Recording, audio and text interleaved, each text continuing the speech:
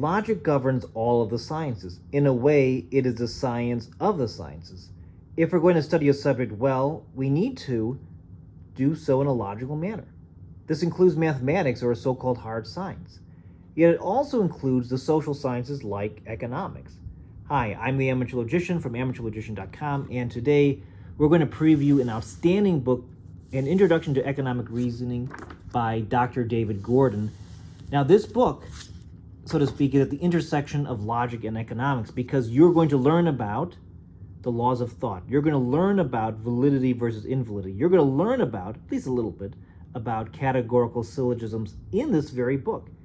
We're going to think about economics in a logical sense. We're going to apply logic to economics. It's a rare book. It's an old book. It's not well known. Unfortunately, it's not well read, but it should be.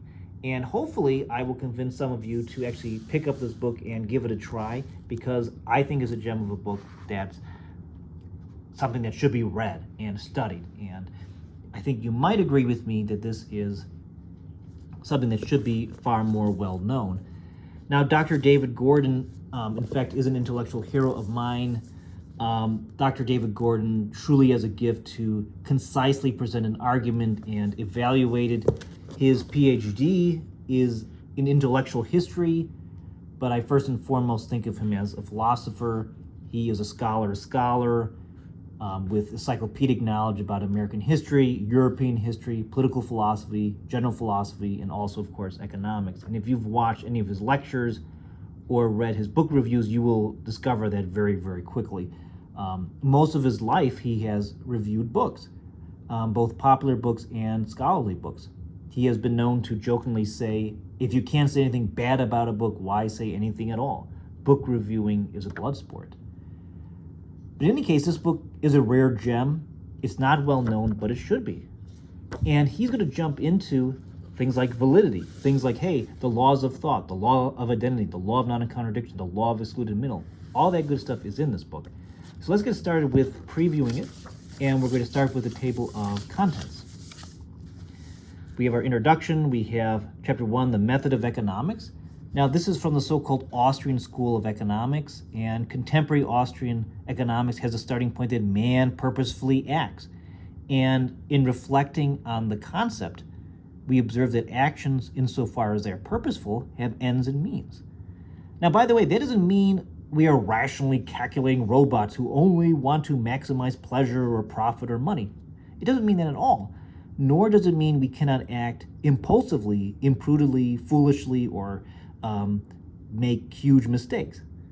It's just a human action insofar as it is purposeful or teleological, means that we can evaluate it in a deductive sense to discover what that implies about costs and loss and profit and what it means to increase our demand for a good, or if the supply of something increases or decreases.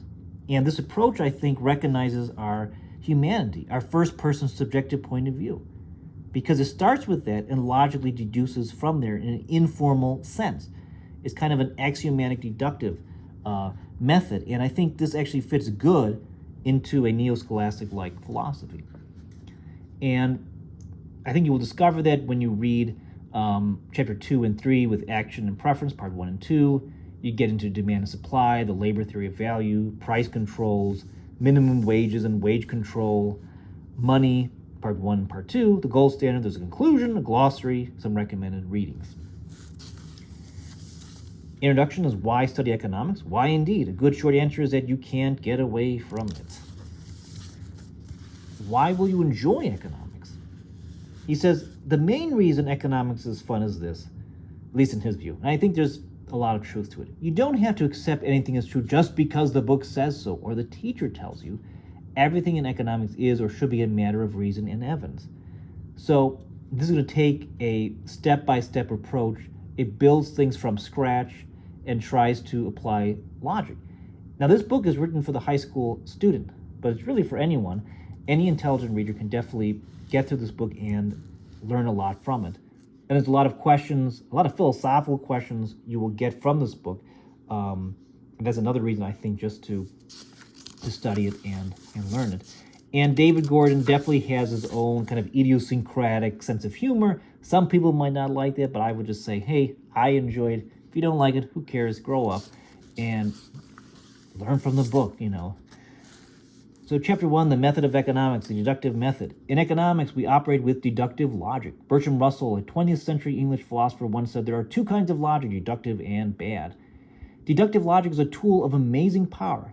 Given a true statement, we can, by using deduction, obtain other true statements from it.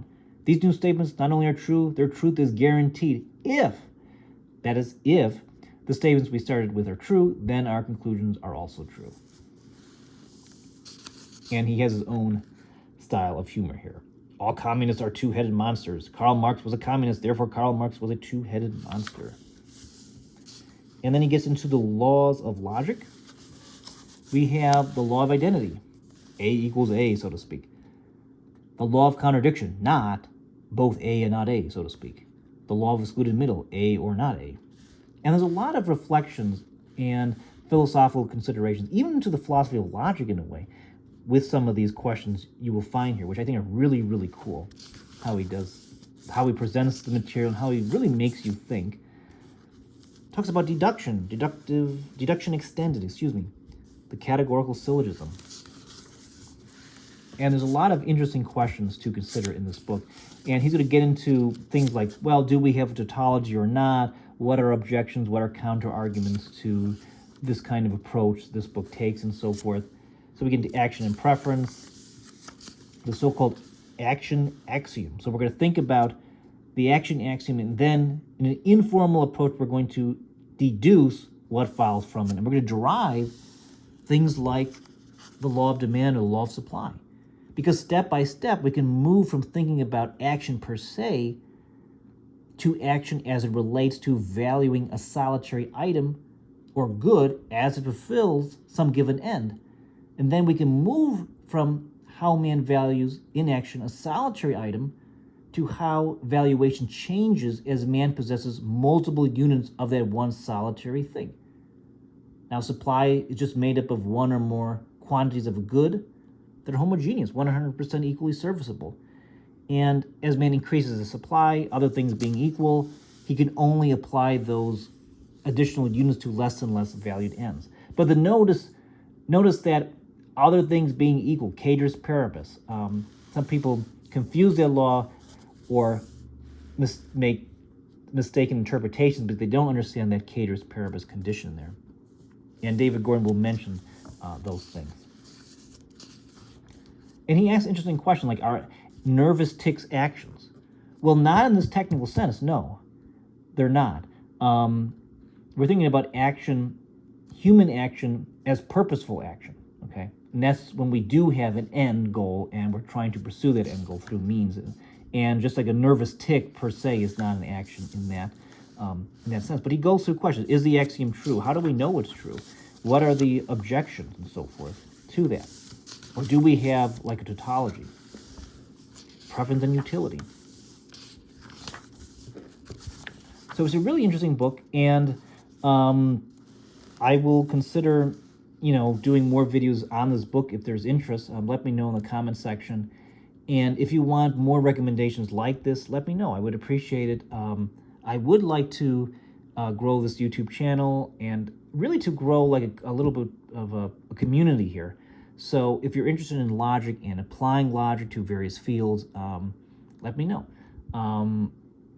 I have, of course, recently completed an entire logic course based on the Soups and Hill textbook. And I'm in the slow process of creating a new logic course, which I will be releasing, and I'll have news on that, so just please stay tuned for that.